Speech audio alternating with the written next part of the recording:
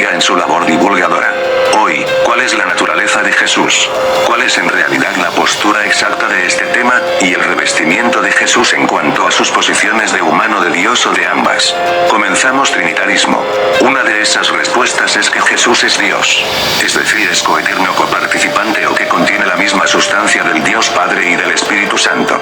Es decir, Padre, Hijo y Espíritu Santo son lo mismo. Esta es la más atractiva, la más popular, la que tiene más aceptación en cuanto a las causas o las respuestas teológicas en cuanto a esta pregunta. De ahí es donde viene la frase tres personas distintas y un solo Dios verdadero.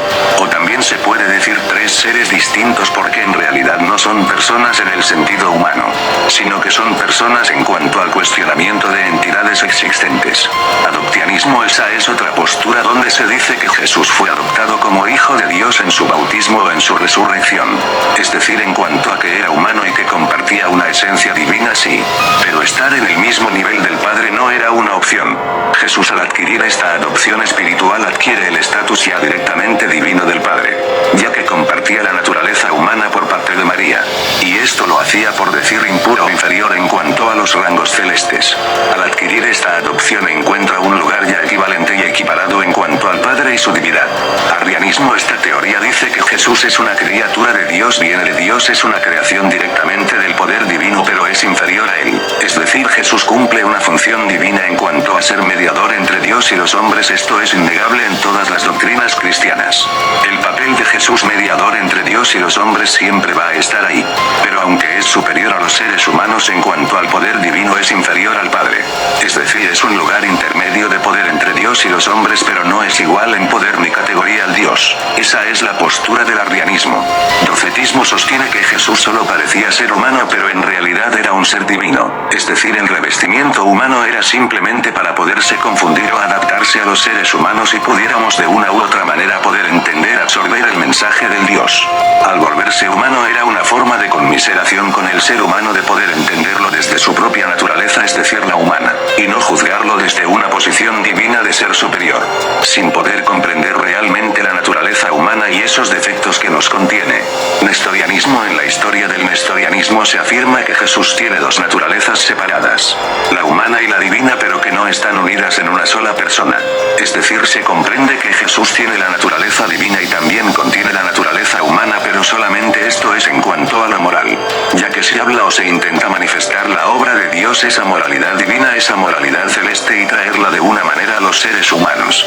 Jesús encarna esa viabilidad, esa doble vía en cuanto a la moral y enlace entre Dios y los seres humanos, pero que Jesús como ente divino no puede habitar en un cuerpo humano, porque simplemente sería contaminar la esencia divina.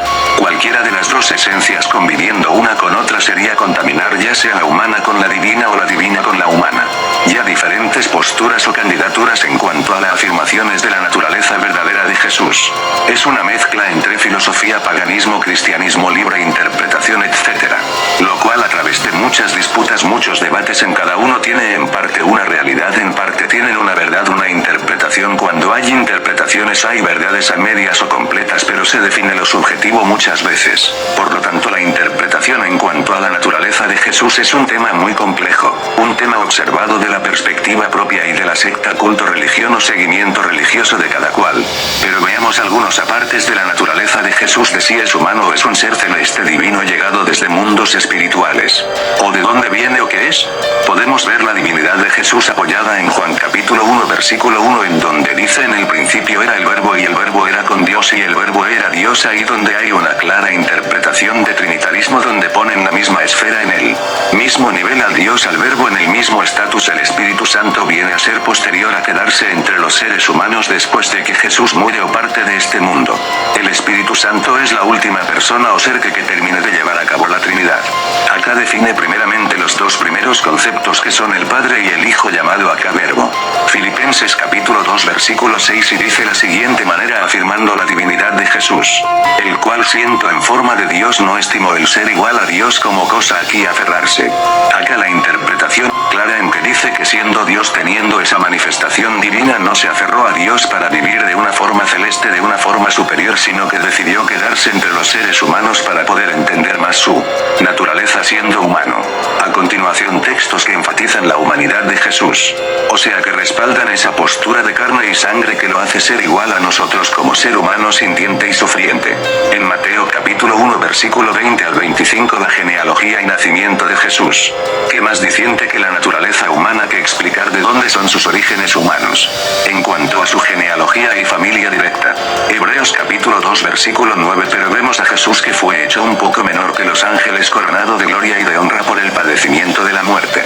Acá hace énfasis en la naturaleza humana en cuanto a que fue hecho inferior a los ángeles no por poder sino por naturaleza y fue enviado entre nosotros o entre los seres humanos.